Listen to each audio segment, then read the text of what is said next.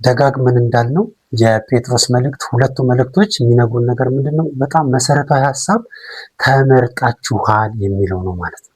ስለዚህ አሁን ቤተክርስቲያን የምታልፍበት የሁሉ መከራ፣ የሁሉ ጭንቅ፣ የሁሉ አበሳ ከተሰጣት ተልእኮና ከተሰጣት ዓላማ አንጻር ነው ወይ ብለን ብንመለከት በጣም አሳሳቢ ሁኔታ ላይ ነው ያለ ነው ማለት ነው። ብዙ መከራ መቀበል ያለብን ስለ ወንጌል፣ ስለ እውነት፣ ስለ ጽድቅ፣ ስለ ቅድስና ወንጌል ከሚያመጣብን አንጻር መሆን ሲገባው ዛሬ ግን እኛ በራሳችን ሁኔታ ተጠላልፈን እርስ በርስ የምንፈጥረው መከራ በጣም ከምናስበው በላይ ዋጋ እያስከፈለን እንደሆነ በግልጽ ማየት ይቻላል ማለት ነው። የጴጥሮስ መልእክቶች እነዚህን እውነቶች ያሳዩናል። ከውጭ እየመጣባቸው የነበረው መከራ ያንን ደግሞ እንዴት ማለፍ እንዳለባቸው በግልጽ ይነግራቸዋል። ቀጥለንም እሱን ነው የምናየው። በጣም አስቸጋሪውና ግን አሳዛኙ ነገር ሁልጊዜ ቤተክርስቲያንን የሚያቆረቁዛት የሚጎዳት ሰባብሮ በብዙ ጎድቷት የሚያልፈው የውጭ መከራ አይደለም። የውስጥ መከራዋ በጣም ብዙ ጊዜ ሲያዳክማት፣ ሲጎዳት፣ ከስራዋ ሲያስተጓጉላት በግልጽ እንመለከታለን ማለት ነው። አንደኛ ጴጥሮስ ምዕራፍ 4 ከቁጥር 12 እስከ 16 እንደዚህ የሚል ቃል አለ። ክርስቲያን በመሆኑ መከራ ቢደርስበት ግን ስለዚህ ስም እግዚአብሔርን ያመስግን እንጂ አይፈር ይላል። አያችሁ፣ የውጭው መከራ ብዙ ጊዜ የሚደርስበት ለምንድን ነው ካላችሁ፣ ክርስቲያን ስለሆንን ነው መከራው የሚደርስብን። ለምን ክርስቲያን ሆንክ፣ ለምን እንደዚህ አይነት እምነት ታራምዳለህ ብለው በቀጥታ የሚገናኘው የውጭው መከራ በአማኞች ላይ ወይም ቅዱሳን ላይ የሚመጣው ከእምነታቸው ጋር ተያይዞ ነው ማለት ነው። ለዚህ ነው ጴጥሮስ ምንድን ነው የሚለው በግልጽ አማርኛ፣ ክርስቲያን በመሆኑ መከራ ቢደርስበት ግን ስለዚህ ስም እግዚአብሔርን ያመስግን እንጂ አይፈር ይላል። በምን ምክንያት? ክርስቲያን በመሆኑ የጌታ በመሆኑ መከራ ቢደርስበት አይፈር። በዚህ መከራ በፍጹም በዚህ መከራ ይደሰት። እንደውም በቃ ለአምላኬ ነው ለገባኝ እውነት ስለ የከፈልኩት ነው ብሎ ይደሰት የሚል ሀሳብ ይነግረናል ጴጥሮስ ማለት ነው። ግን ጥቂት ሀሳቦችን እስቲ እንመልከት። በጣም ትንሽ በጣም ብዙ ሀሳቦች በዚህ ዙሪያ እንዳሉ አውቃለሁ። ለመከራ እንደ መነሻ የሚጠቀሱ ክፍሎች መጽሐፍ ቅዱስ ውስጥ ምንድን ናቸው? እንግዲህ መከራ ስንል አሁን በኋላ በዝርዝር እያየናቸው ለመሄድ እንሞክራለን። ሰው በተለያየ መንገድ መከራ ሊቀበል ይችላል። ነገር ግን አንድ አማኝ ወይም ክርስቲያን መከራ ሲቀበል ሁሉን ነገር በጌታ ላይ ማሳበብ ወይም ደግሞ ባልሆነ መንገድ ውስጥ እየሄድን ለሚመጡ መከራዎች ሁሉ እንደ ክርስትና እየቆጠርን ራሳችን እንዳናታልን የእግዚአብሔር ቃል ምን ይነግረናል የሚለውን በተወሰነ መጠን ለማየት እንሞክር። እንግዲህ የክርስትና እምነት በራሱ መከራን እንደሚያመጣ መጽሐፍ ቅዱስ ይነግረናል ወይም ያመለክተናል። ይህንን ከዚህ በኋላ የምናየው በስፋት እሱ ስለሆነ ብዙ አላብራራውም። ሁለተኛው ግን ሌላው የመከራ ምንጭ ለአማኞች፣ ለቅዱሳን፣ ለእግዚአብሔር ሕዝብ መከራ ምክንያት የሚሆነው ሰይጣን ነው። ኢዮብን ማየት እንችላለን።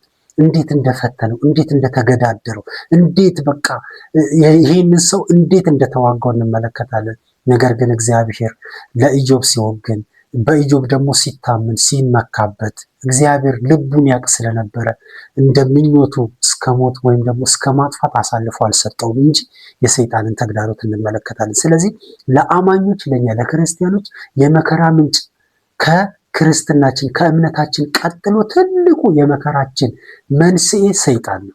አይተኛልንም፣ አያርፍልንም፣ ይገዳደረናል፣ ይዋጋናል፣ ይቃወመናል። ስለዚህ መከራን ያመጣብናል በተለያየ መንገድ በተለያየ በቃ አንዳንድ ጊዜ ከኛ መረዳት ውጭ ሁሉ ሊሆን ይችላል። እነዚህን መከራዎች ሰይጣን ሊያመጣብን ይችላል።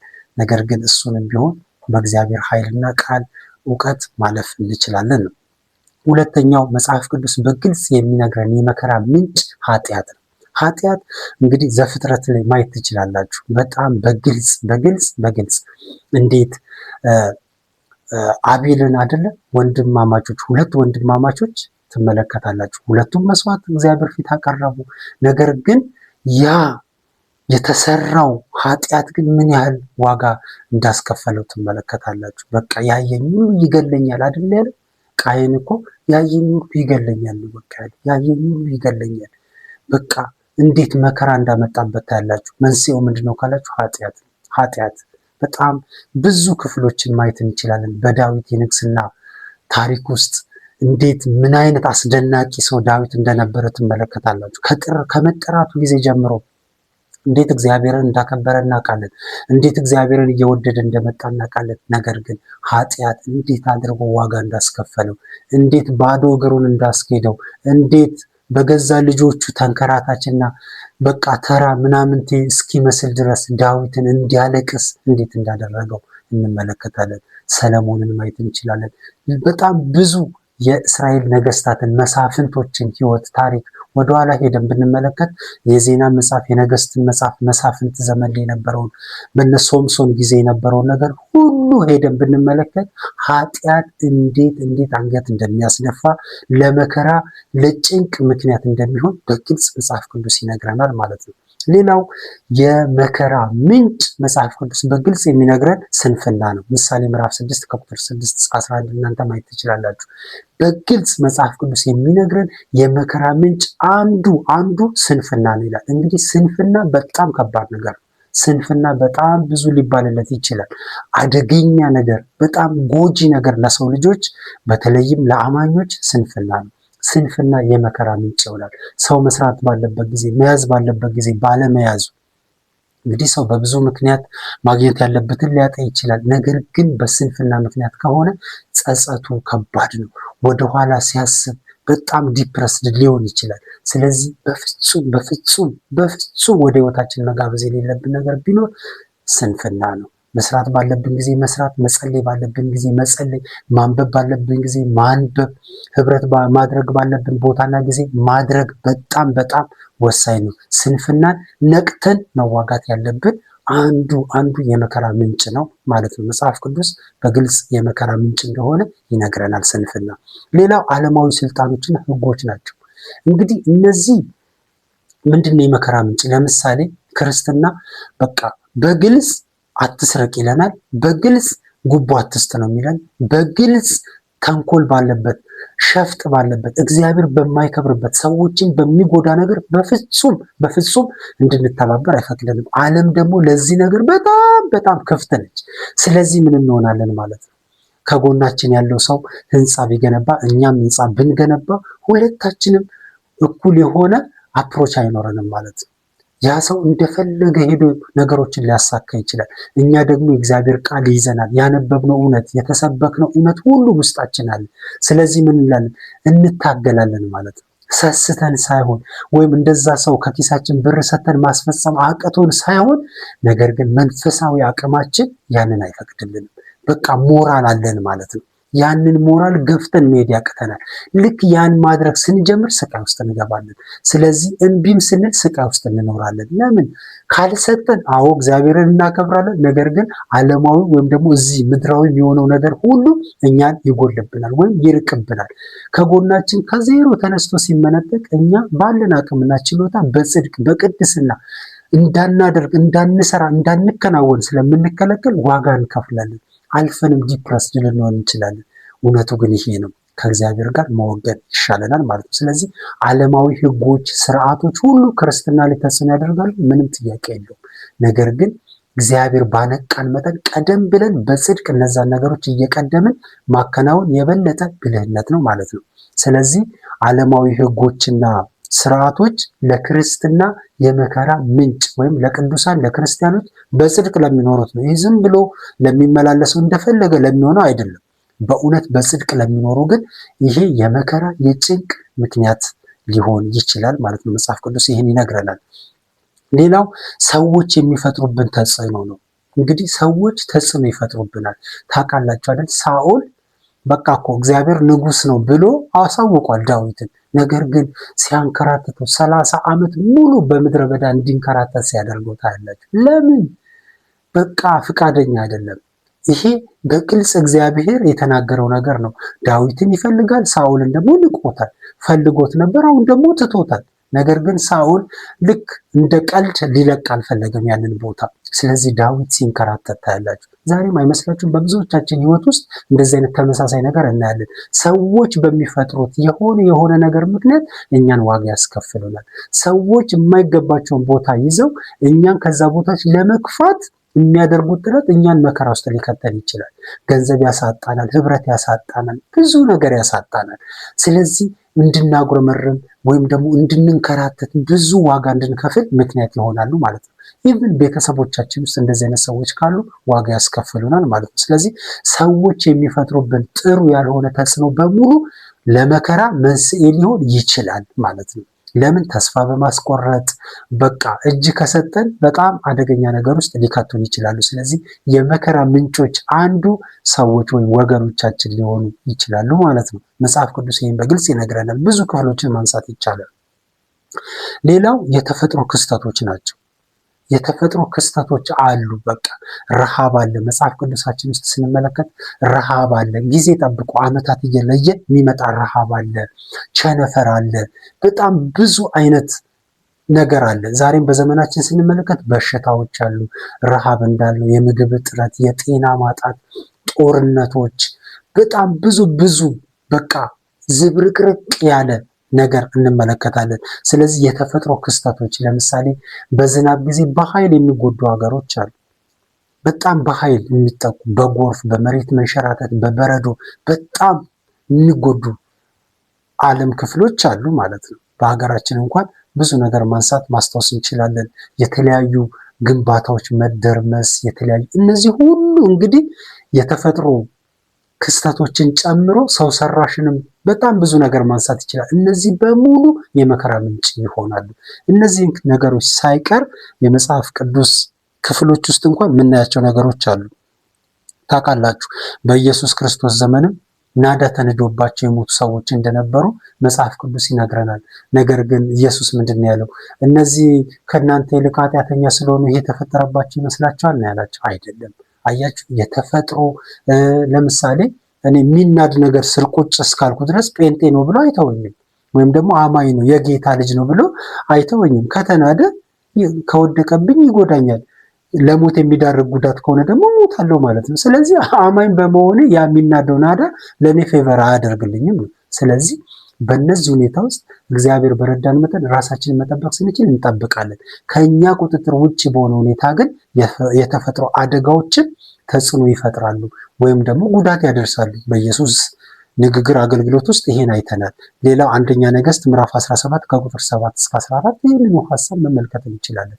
ስለዚህ ከኛ ቁጥጥር ውጪ በሆኑ ጉዳዮችን መከራዎች ሊመጡብን ይችላሉ ማለት ነው። እንግዲህ እነዚህ ነገሮች በግልጽ መጽሐፍ ቅዱሳችን ይነግረናል።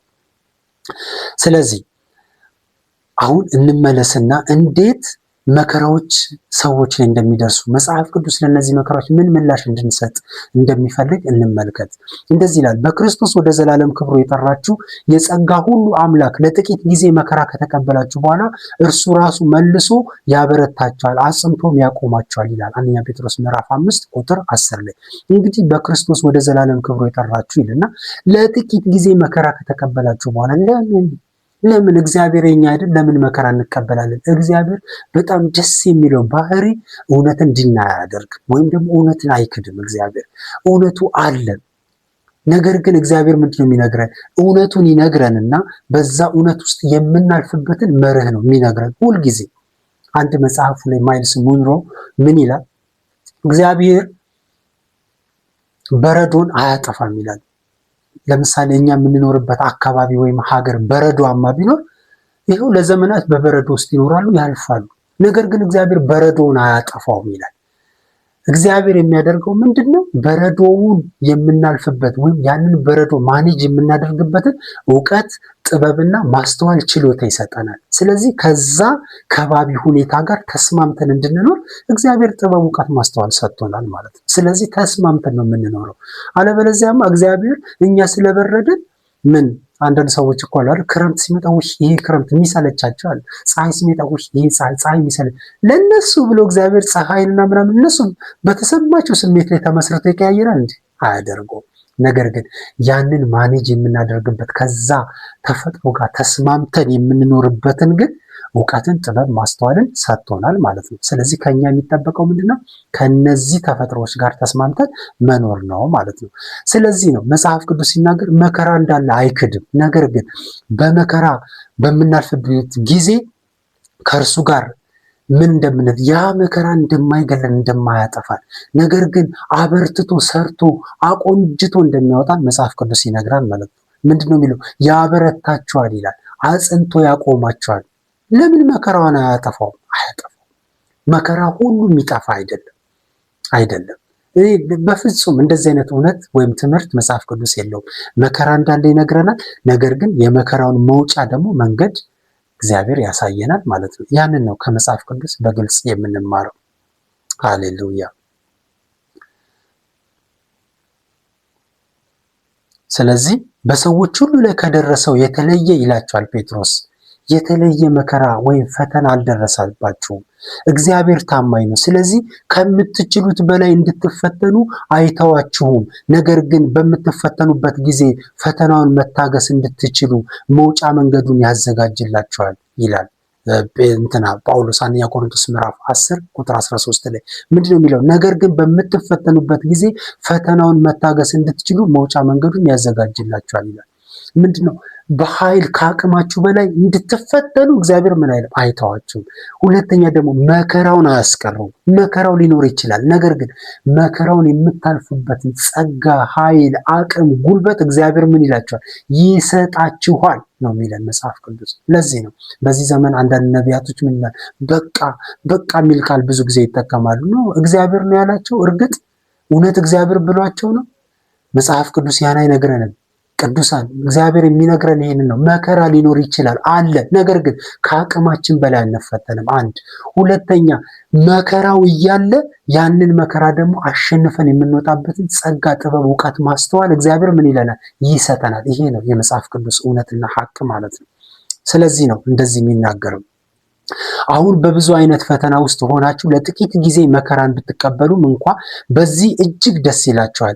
እነዚህ ነገሮች በእናንተ ላይ የደረሱት በእሳት ተፈትኖ ቢጠራም ጠፊ ከሆነው ወርቅ ይልቅ እጅግ የከበረ እምነታችሁ እውነተኛ መሆኑ እንዲረጋገጥና ኢየሱስ ክርስቶስ በሚገለጥበት ጊዜ ምስጋና ክብርንና ውዳሴን እንዲያስገኝላችሁ ነው ይላል አንደኛ ጴጥሮስ ምዕራፍ 1 ቁጥር 6 እና 9። አያችሁ፣ ዓላማ አለው። ማንኛውም መከራ ከእግዚአብሔር ቃል አንጻር ብንመለከተው እኔ ላይ የመጣው፣ አንቺ ላይ የመጣው፣ አንተ ላይ የመጣው፣ እኛ ላይ የመጣው መከራ እግዚአብሔር አለ ምክንያት ያመጣው አይደለም። ምንድነው የሚለን? ጴጥሮስ በግልጽ የሚናገረው ነገር ይሄንን ነው። ፈተና ይላል፣ መከራ ይልና ጠፊ ከሆነው ወርቅ ይልቅ የነጠረ እምነታችሁ ሃሌሉያ እንዲጠራ የበለጠ እግዚአብሔር ላይ እንድንደገፍ የበለጠ ወደ እግዚአብሔር የሚያቀርብ እንጂ የሚያጠፋ አይደለም ይላል። የከበረ እምነታችሁ ነው የሚለው እውነተኛ መሆኑ እንዲረጋገጥና ይላል። አያችሁ፣ አሁን ግን እንደዛ አይደለም እየተባልን ያለ ነው። ለምን? የምን መከራ ነው? የምንት ነው? ኖ አይደለም፣ መከራ አለ። መጽሐፍ ቅዱስ ይሄን አይክድም። ይልቅስ ይላል እነዚህ መከራዎች ወዴት? ወደ እግዚአብሔር እንድትጠጉ ወደ እግዚአብሔር እንድትመጡ የሚያደርጓችሁ ምክንያቶች ይሆናሉ ነው። የበለጠ ያጠሯቸዋል። ወርቅ ታውቃላችሁ፣ ካራንቱ የሚጨምረው ጥራቱ፣ ዋጋው የሚጨምረው ባለፈበት የእሳት መጠን ነው ይባላል። ስለዚህ መከራዎች ያጠሩናል፣ ይሰሩናል፣ ለእግዚአብሔር ሐሳብና እውነት ያዘጋጁን ይሆን እንጂ አይገሉንም፣ አያጠፉንም፣ አያወድሙንም። ሃሌሉያ! የእግዚአብሔርም ሐሳብ ያ አይደለም ማለት ነው። መጽሐፍ ቅዱስ በግልጽ የሚነግረን ይሄንን ነው።